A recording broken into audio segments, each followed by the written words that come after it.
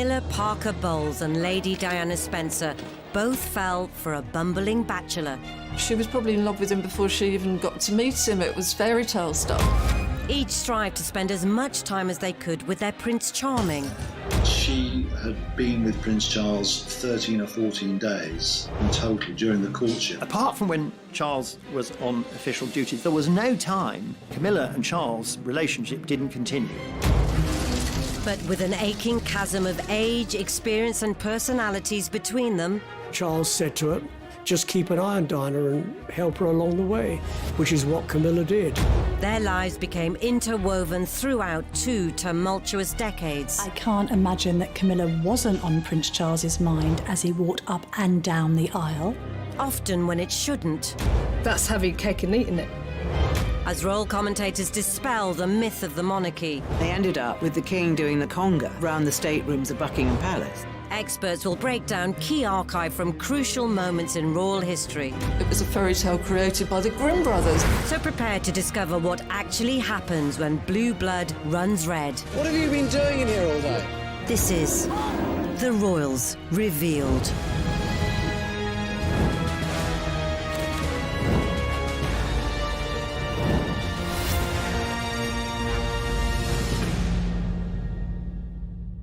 In this episode, we'll reveal how these two women who seemed worlds apart would become forever linked. Her school friend said of Camilla, she is pathologically ambitious. She will only marry a very rich, influential, powerful man. She wants to have fun.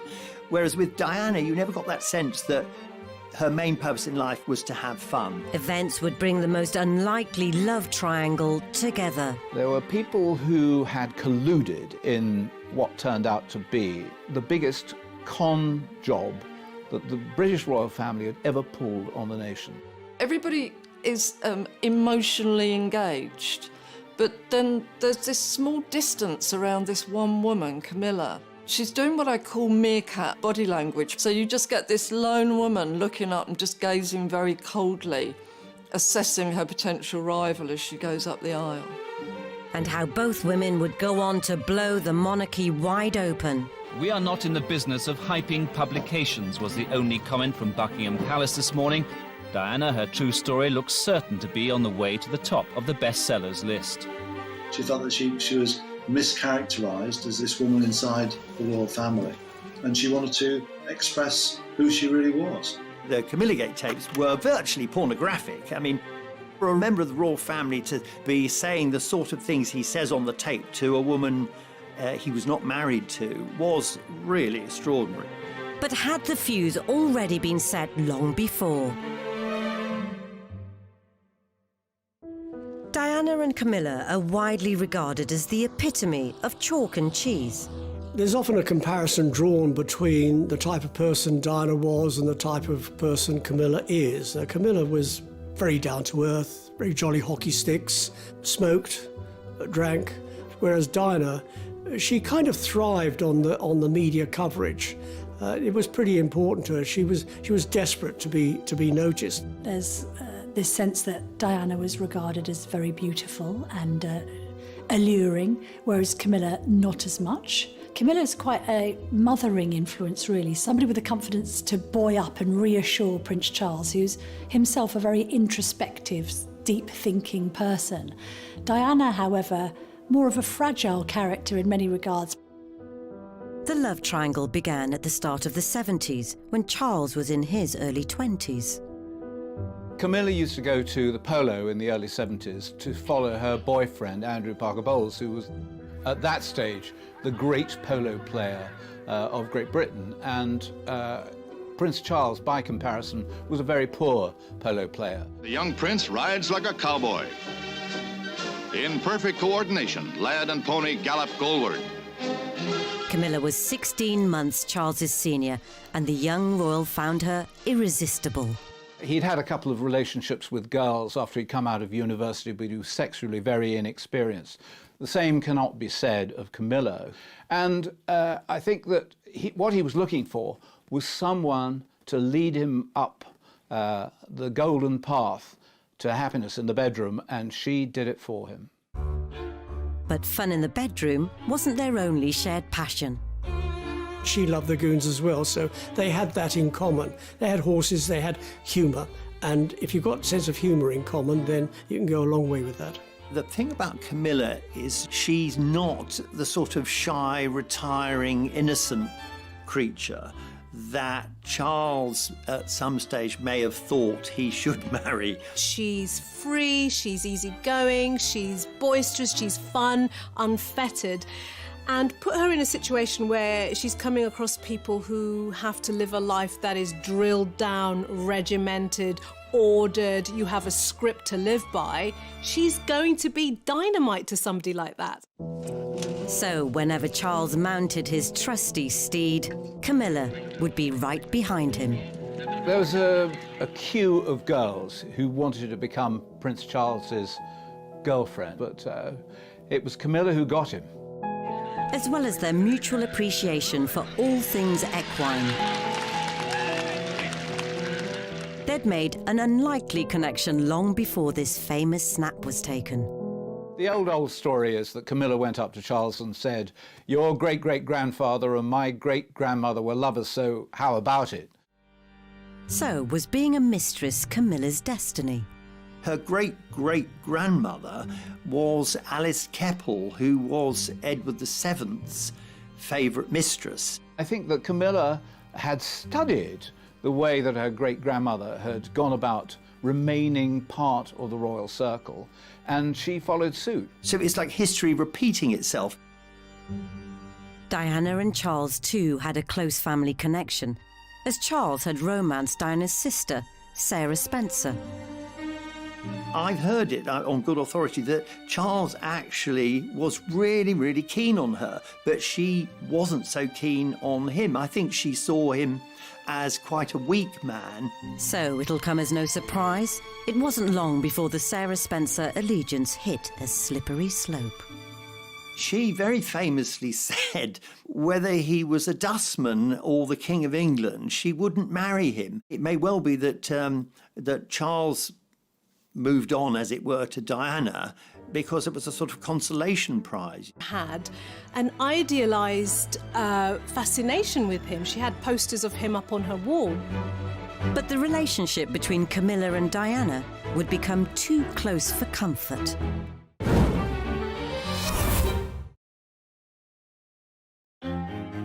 In the 1970s, Prince Charles had enjoyed a string of romances. There were a lot of them. There were a lot of very attractive ladies on his arm, but none of them particularly serious. As the decade drew to a close, it was felt that any horsing around should be put to rest. And for Charles to find someone to bring some feminine delicacy to his stuffy solo exploits.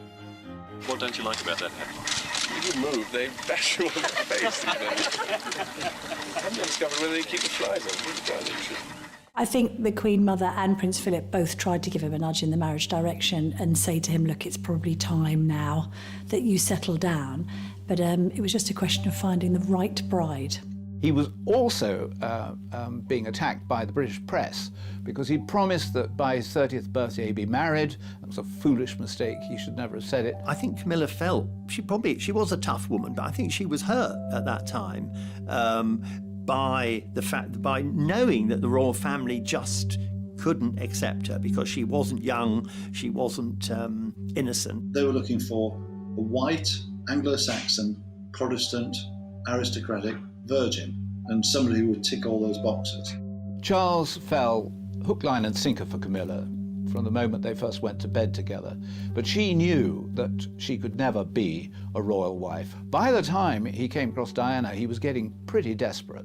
But when they had their first proper conversation, it was definitely not a time for flirtation. It was just after the honorary uncle, Lord Mountbatten, had been assassinated by the IRA, and Diana said to him how awful this was and how difficult it must have been for him at the funeral. Once she said that, he was all over her, like to use her phrase, like a bad rash. Lord Mountbatten actually played a very cynical role in Prince Charles's love life. On the one hand, he allowed his house at Broadlands to be used as a base for Charles and Camilla to go to bed together. On the other hand, he was using it as a place where Charles could meet other girls in the hope that sooner or later one of them would stick. And he was determined, if he possibly could, to have a hand in queen making. It's thought Lord Mountbatten, 7 years previously, was so determined for Charles to stop his affair with Camilla and concentrate on securing a suitable bride, he arranged for him to be posted abroad. Charles had a strong desire to want to get engaged, to want to be with Camilla, and then guess what? He's sent away for 7 months. Now, it's a normal human reaction. If this is someone you're in love with, you're emotionally bonded with, and they're sent away, you're going to want it even more. And I think this is exactly what may have happened with Charles. Whether royal strings were being pulled or not, while Charles was at sea, Camilla had married Andrew Parker Bowles, and as they moved into the 80s, the press were promoting a new potential princess. Initially, Diana was portrayed as shy Di. She was very much considered somebody who went around her business with her head bowed, not a particularly extroverted character. In some of the footage, we can see that she's actually doing a complete cut-off gesture, which is that she's completely covering her face with her hands. Now, it made her look haunted and hunted. It implies that she's not enjoying it. And also, I think that was more for Charles, that signalling. That, look, I'm not vying for publicity, I'm not gloating about the fact that I might be the woman of your dreams. And also, I wouldn't mind a little bit of protection and looking after as well. I think she was trying to trigger that part of Charles's psyche that I don't think he ever had. Diana, the moment she burst onto the national scene, was seen as a perfect English rose, and she was seen as the perfect match for Prince Charles. Diana was also a virgin, and it was felt at the time that Charles should be marrying a virgin. The attractive, shy and innocent Diana may have been a suitable match for the firm, but perhaps not for Charles. At this point, Charles was doing what he became so good at. He would have won a medal for it if it was an Olympic sport, which was ignoring Diana. So he'd gone out with her and he's talking, I think, to Camilla's husband. And we can see Diana, she's just been left alone at that moment, even though he's standing next to her. And I think she does look fed up. Even when we saw her with him, we were seeing her alone. They never pitched up like a double act. Yet far from keeping his mistress and his betrothed separate, remarkably, many of Charles and Diana's early meetings came at the Parker Bowles estate in Wiltshire.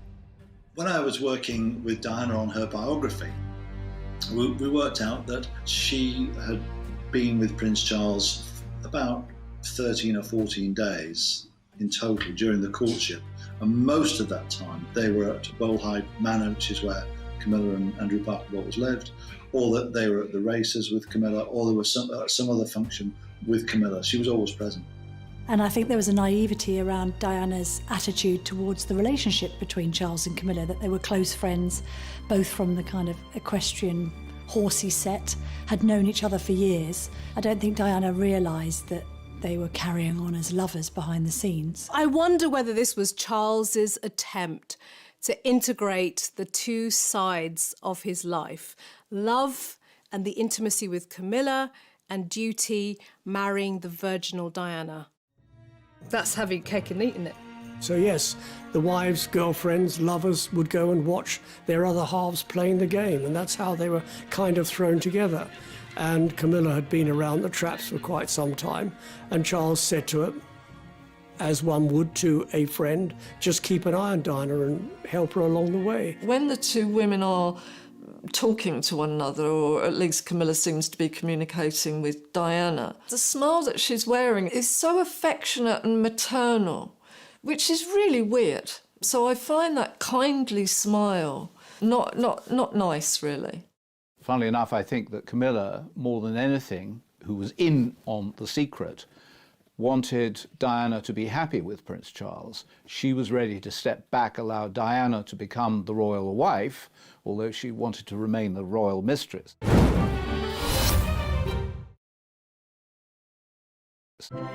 All eyes were on Diana as she attended her first official royal engagement. Apart, perhaps, from Charles's. There was almost palpable embarrassment from Charles, who decided to pretend that she wasn't with him for the entire evening. We can see him in all of this footage ignoring her. Not one friendly glance, even when they walk up the staircase.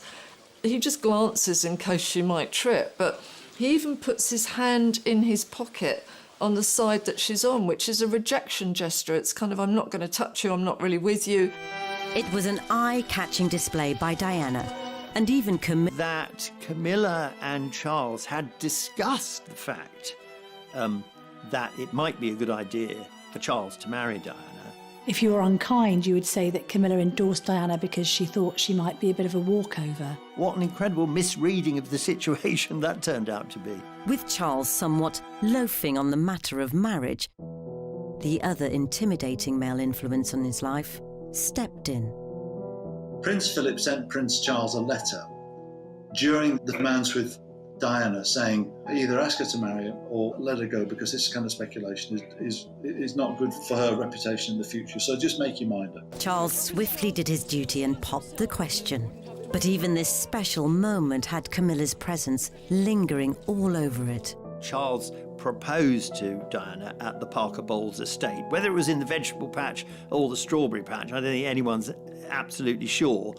But I haven't seen it denied, and I've been told that that's certainly where it happened. Though the news was still to be announced, Charles had spilled the beans to Camilla, who'd somehow managed to leave a letter of congratulation in Diana's bedroom, saying how she couldn't wait to see the ring. Notes on pillows have to be convened by one of two people, either Prince Charles himself from Camilla or one of their closest aides. But second of all, I think the idea that Camilla had knowledge of this intimate moment ahead of anyone else must have served as a wake-up call to the fact that Charles was clearly treating Camilla as the ultimate confidant. She later complained about it and said that Camilla knew more about her movements and activities than she, Diana, knew herself. Quite clear what Camilla was doing when she put a letter on Diana's pillow. It was to find out what the lie of the land was like and how could she still see Prince Charles. It speaks volumes about the extent to which she is a woman who can control situations, who wants to control situations. And for Charles, that's the great appeal. Diana, she wasn't a woman of the world. She hadn't had any boyfriends, but that is about the sum total of her 19 years. And then all of a sudden she becomes engaged to Charles. In the obligatory interview that followed, Charles was hardly selling the notion he was smitten. At what point did you decide that this was the right lady for you? I mean, well, gradually. He was groaning and moaning and it was a gradual process, and for her it was instant. You know, she saw this man, she knew who he was. She was probably in love with him before she even got to meet him. It was fairy tale stuff. She was playing up to the cameras. She knew what her script was. She was ready to say, I am in love with this man and it's all going to be wonderful. But he, unfortunately, a man of some conscience, was thinking, Camilla's watching this. And did Charles's attempt to be tactile further betray his inner thoughts? It looked incredibly romantic in a way, but, you know, try it on yourself. Who strokes a finger downwards? It's not nice. It doesn't feel nice. It's not a reassuring gesture. It's almost a gesture of somebody who's never touched anybody else. You'd go sideways or you'd go from the knuckle up to the fingertip, not the other way. So even that must have felt quite weird for her, I'm afraid. And away from the uneasy hand stroking, Charles really put his foot in it. Can you find the words to sum up how you feel today, both of you? Difficult to find the right sort of word, isn't it, really? Just delighted and happy. And I'm amazed that she's been brave enough to take me on. And I suppose in love. Of course. Whatever in love means. Well, it obviously means, means two very happy people. Yes. Once again, congratulations. Well, from us, congratulations. Thank you very much. Very kind.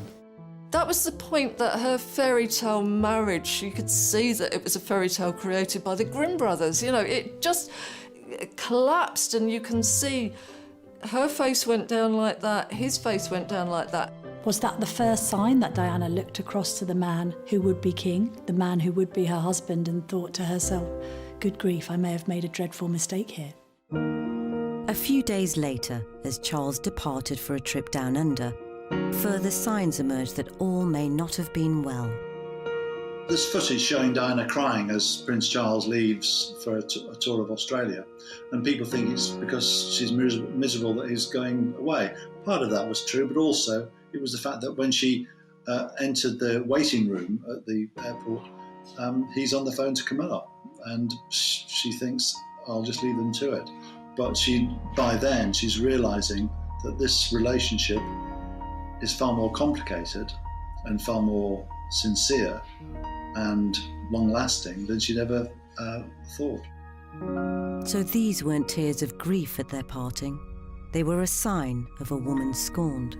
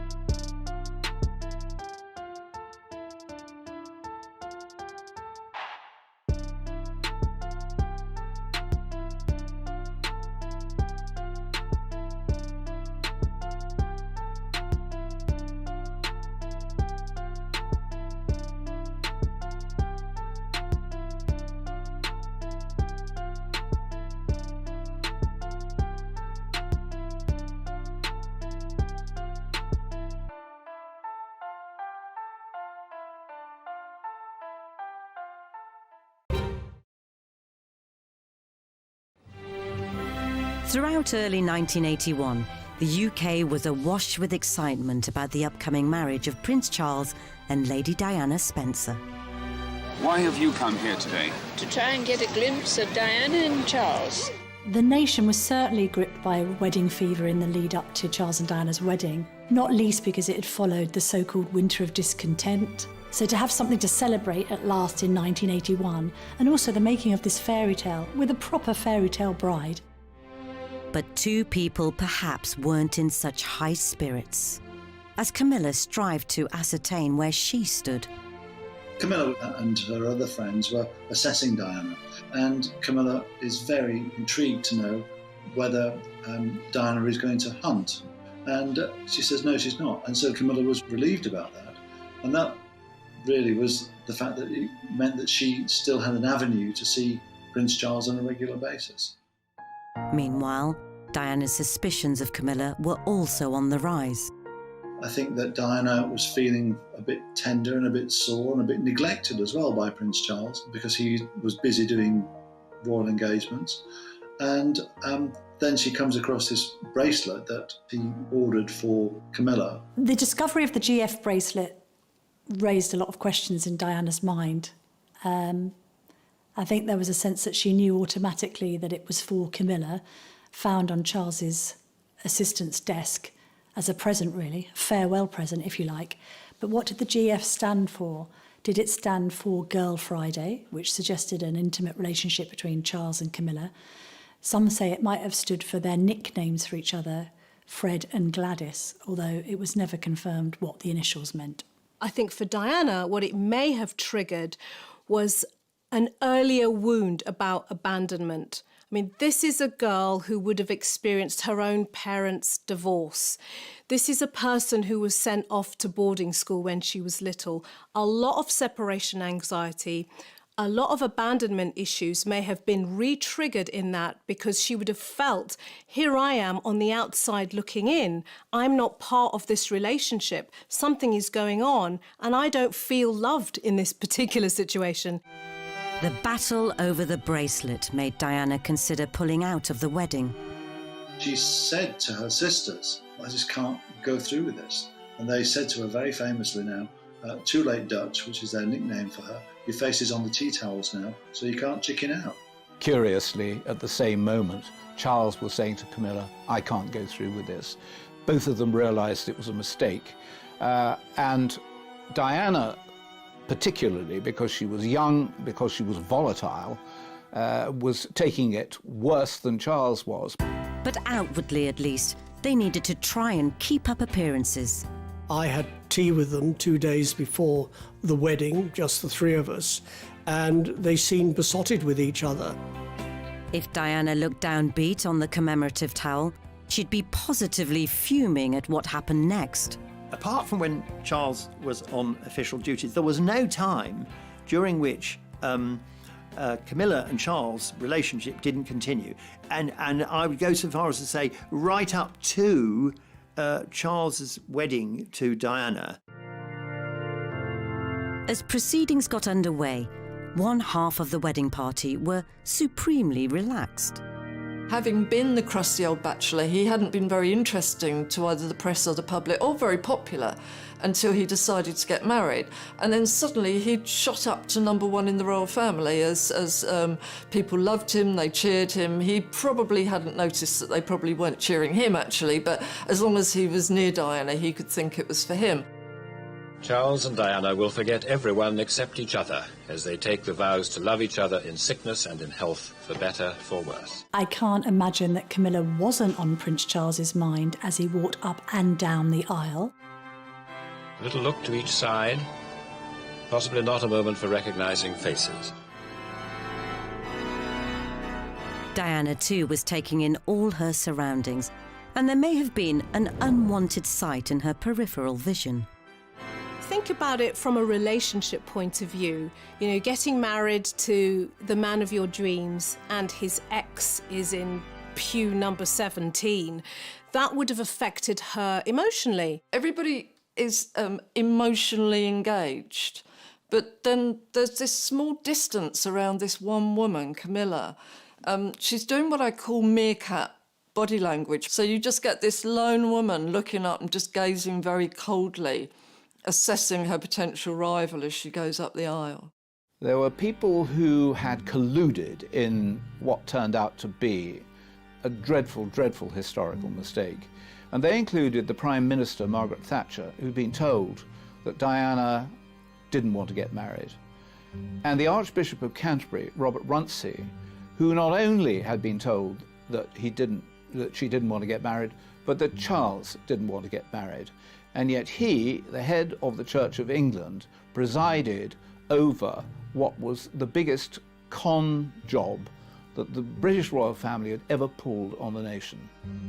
As they traipsed back down the aisle, now man and wife, the congregation scanning continued, with Charles slowly walking into a future without his mistress, or so we all thought. So having initially been optimistic about Charles shaking her off, because they now were married and wanted to start a family, I think Diana quickly realised that she'd been rather naive in that assumption. For her part, Camilla did her best not to become unwanted baggage.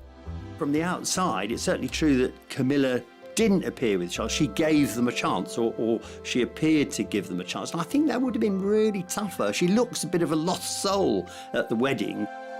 She even made way for Diana as Charles's #1 polo fan. 2 years ago, the princess couldn't stand polo, but today she didn't seem to mind. That's marriage for you. I think in the immediate aftermath of the wedding, things settled down and relations between Charles and Diana and the Parker Bowleses were cordial, because I think there was a degree of separation between Charles and Camilla, which meant that Diana could actually start to enjoy her marriage. I have spoken to people who know, and they insist that almost from the beginning, there was an unease between Charles and Diana. They had the children because they were under pressure to have children for dynastic reasons. It's a very difficult role, not only to be a wife to the heir to the throne, a mother to the heir and spare, but also to be a working royal and in support of the Queen. So he was pretty proud of her. But I suppose came the sort of mid to late 80s, the marriage wasn't going well. Whilst the press delighted in glimpses of the adorable cherubs in their matching outfits, being snapped on the school run every day was the least of Diana's concerns. I think that in those kinds of circles, the aristocracy and the royal family, there's an assumption that if it's not working, you can't get divorced. So you just build a separate life and you just turn a blind eye to the behaviour of your spouse. Diana, on the other hand, felt that marriage was for life, it was for love, and that she'd been sold a pup. Charles had rekindled his love affair with Camilla, urging his staff to go to great lengths to keep it stum. Royals don't go around by themselves. They've got a retinue of staff and an entourage. So when he used to duck in and out of the palace, aides used to nickname him the Prince of Darkness. Ironically, it seems the only time Diana could be sure she had Charles to herself were on official trips to the other side of the world. She's being left to walk behind, and she's being left very much to her own devices. He goes off with somebody else. She barely seems to have somebody with her. I think, again, he sees the crowds cheering, and this is his moment. Suddenly he's Mr. Popular, and you can see he dives into the crowd because he thinks everybody suddenly loves him. He's the centre of attention. And Diana's just the sort of, the dessert. As much as Diana tried to block relations with Camilla, it was all in vain. I think it would have been incredibly difficult as the relationship came under increasing strain to put on quite the performance for the public, the cameras, the world media, and say, hey, we're a united front and a happy couple, when you know that inside there were probably resentments, arguments, anger, feelings of betrayal just boiling under the surface, and at times we have seen those things burst forth. And in February 1989, a decade of tension came to a head at the 40th birthday party of Camilla's sister, Annabel Elliot, which Diana turned up to unannounced. And I think she managed to corral Camilla into a room. And they have this rather terse interchange, during which time Diana says, "Leave my husband alone," and Camilla says words to the effect, "Well, you've got two lovely children. Why can't I have him?" Diana seemed to have been transformed from this shy teenager into a woman who was, paradoxically, a bit more like Camilla. She was tougher, and she decided she didn't want to put up with this anymore. She wasn't going to be the complacent wife. 1989 brought further humiliation as Camilla and Charles were pictured together in Turkey. Charles, throughout this, has made the mistake of believing that he, as Prince of Wales, could do more or less what he wanted to do, and that if he wanted to have a mistress, then so be it. But behind the vacant stairs, Diana had been secretly plotting with biographer Andrew Morton to get her story out. "We are not in the business of hyping publications," was the only comment from Buckingham Palace this morning. Diana, her true story, looks certain to be on the way to the top of the bestsellers list. She felt that she was mischaracterised as this woman inside the royal family, and she wanted to express who she really was. The book would be like a grenade thrown into the heart of the monarchy. But was this Diana's way of dishing the dirt first, having foreknowledge she was soon to be caught in her own scandal? Her motivation, I think, was to get her retaliation in first, was to articulate her story before Prince Charles did. Squidgygate were conversations, intimate conversations that were recorded between Princess Diana and James Gilby, a very close friend, perhaps more than a friend, just discussing the difficulties that she was suffering in her life and her unhappiness. This added a new dimension. It suggested that perhaps Prince Charles wasn't the only one misbehaving in his marriage. And Camilla made a rare public statement, sympathising with the troubled couple. It was reported that she had acted in total ignorance of news of the breakdown of Charles and Diana's marriage and said that she knew no more than the average person on the street. Although, of course, that was later proved to be complete and utter nonsense. That proof came in the form of her own phone tape scandal, of salacious sweet nothings with the heir. The Camilla Gate tapes were virtually pornographic. I mean, for a member of the royal family to be saying the sort of things he says on the tape to a woman he was not married to was really extraordinary. The transcript of the alleged sexy talk first appeared in the Rupert Murdoch-owned Australian New Idea magazine, though the UK papers were unusually reticent to go full guns blazing with the scoop. We have taken the decision today not to publish the full transcript of the Camilla Gate tapes. A Murdoch-backed paper were the ones to finally break rank. It was only a matter of time before the tabloids printed what's been circulating in private for days, the full transcript of an alleged conversation between the Prince of Wales and Camilla Parker Bowles. And now, everyone in the UK could collectively squirm at the juicy details. There's a moment in the tape where Camilla turns around and says, well, I've never done anything in my life. And he says something along the lines of, well, you have done something, you've loved me. As if that's enough to make Camilla's life complete. For Camilla, she would have gone from having a discreet, private relationship with Charles, out of the headlines, below the radar, to suddenly being in the heat of the spotlight. And then, of course, there's the tampon moment, which will go down in history as one of the royals' most embarrassing moments. This idea that Charles loved Camilla so much that he would be willing to be her Tampax. With a nation now reeling from words they could not unsee, the War of the Waleses was in full swing.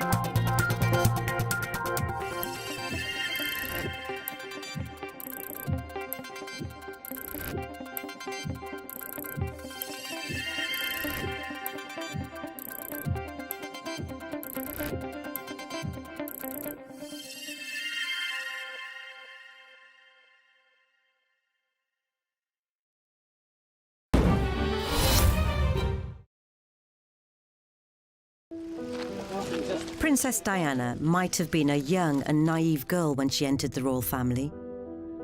But by the time she left it, the whole institution wondered what to do next. The War of the Waleses had been a bitter battle. After Charles and Diana both aired their dirty laundry so publicly, The Queen stepped in to push the divorce proceedings. The effect of the War of the Waleses on Camilla was catastrophic because it cast her as the Scarlet Woman. She really was regarded as the lowest of the low at that point. Camilla's love for Charles must have been such that she was able to stand by her man. She must also be incredibly emotionally resilient to cope with being thrust into the spotlight as the mistress, as the bad guy in this story. And I think it's testament to her character that she was able to withstand that. So, the woman with a love of hunting had become the hunted. With the media dispatched to a remote corner of Wiltshire, to the annoyance of Andrew Parker Bowles and a defiantly gesticulating Camilla. She was in great distress. The one thing you can say about Camilla is that she has an amazing backbone and that she was always going to be able to survive in a way that fragile Diana found it much more difficult to survive. But at that time, suddenly, Camilla became the victim, not Diana. And I think very wisely during the War of the Waleses, she realised that no good could possibly come of her trying to explain her position. The Parker Bowles' marriage was also left in tatters. They divorced in 1995, saying they no longer had anything in common. The spotlight which suddenly shone upon Charles and Camilla, you would think would put an end to the relationship, that frightened they would run away from it, that Charles would realise that his duty was to stay with his wife, Diana. In fact, what it did was it forged the bond between them and made their relationship that much stronger. By late August 1996, Charles and Diana had divorced. And the now officially unburdened heir began campaigning to turn the public perception of Camilla around. There are a number of strategic errors made by both Charles and his supporting team during the following years. And something, I think, which the Queen felt very uncomfortable about. I think that she thought that it would be much better if they maintained separate lives, separate houses, of course continue their relationship. She understood that relationship, but I think she wanted nothing that was going to rock the royal boat. To her credit, Camilla never went on the offensive. I think it is commendable that Camilla never really fought back. Camilla, over the years, has sacrificed so much for the love of Prince Charles, really. She could have gone out all guns blazing. She decided to take a step back and just accept her fate. Meanwhile, Diana had started dating Dodi Al-Fayed. As the Camilla charm offensive seemed to be softening the public perception, if perhaps not gaining universal acclaim. Would you be happy one day for Camilla to be queen? No, I wouldn't. Do you think Camilla should be queen one day? No, I think that's going too far. 2 months later, tragedy struck. Just to confirm the news that Diana, Princess of Wales, has died in a car accident in Paris, which also killed her companion, Dodi Fayed. And as a nation grieved, Camilla was forced back into hiding. There had been, in the moments before Diana died, an assumption by the British public that Camilla was now the non-negotiable part of Charles's life. But the moment that Diana died, she suddenly became, again, public enemy number one. The couple had to wait a further 2 years before the time was deemed right for their first official outing, and Camilla's sister's 50th birthday bash at the Ritz. The Prince of Wales and Camilla Parker Bowles seen together in public quite clearly. No secret about their relationship now, none possible at all. The photograph that people have waited so long, the picture that people have waited so long to see. There was always going to be a huge response to Charles and Camilla's first outing at the Ritz, because this was putting Camilla on an official footing alongside a future king, basically saying to the world, you might not like it, you might not like her, this is the woman I love, and this is a woman I see in my future. It was well known at this time that the reason Charles hadn't married Camilla in the first place wasn't that he didn't want to, it was the royal family interfering. To mark the occasion, Camilla wore a necklace which was owned by her great-grandmother and the favourite mistress of Edward VII, Alice Keppel. Oh, Camilla's a very clever girl. She always wore that Alice Keppel necklace, if she possibly could, just as a reminder that she had every right to be a royal mistress and maybe a royal wife as much as anybody else. Having been the most hated woman on the planet, it was always going to be a slow sell, but Camilla wasn't going anywhere. Her stoic determination finally won over the Queen, and against all the odds, she married Charles in 2005. But as Camilla valiantly battled against the winds in Windsor, a nasty storm was kicking up outside Kensington Palace. I disapprove of this marriage today. I disapprove of the way Charles and Camilla treated Diana. It was despicable. Fortunately for Camilla, the naysayers' bark didn't have too much bite, and over the last 15 years, she's become part of the establishment in her own right. Camilla's become, in many people's view, the most successful new member of the royal family in a very long time. She has worked very hard to create an act which people will like and find non-threatening. She never wanted to be the new Diana. So she's a credit to the royal family, she's a credit to Charles, and she's looked upon by William and Harry as good for their father, and as far as they're concerned, if their dad is happy, they're happy too. When Charles becomes king, Camilla will be the Queen Consort, never officially a queen. But she'll be right behind Charles, as she's always been. Camilla is Camilla. Camilla, what you see is what you get. She doesn't put any airs and graces. She doesn't pretend to be anything other than Camilla. And that is what is so endearing. In a way, she's taken a leaf out of the Queen's book. She's never complained, she's never explained, and she's just got on with it. She's kept calm and carried on. I suspect the Queen looks back now and thinks, if only we'd let Charles marry Camilla in the first place, because they will be aware now that at no stage would Camilla have ever gone to the press, gone secretly to a journalist and supplied information for a book about her disastrous marriage. In other words, the Queen and the royal family have realised that Camilla is actually one of them. She, in a way that Diana never was. And I think that's made it easier for the Queen to accept. Whilst Diana may never have been suited to becoming Charles's queen, more than 20 years since her death, she still remains one of the nation's most beloved members of the royal family. And though Camilla might not ascend to the same levels of popularity, there's no doubt affection towards her continues to grow as we approach the time when her husband becomes king.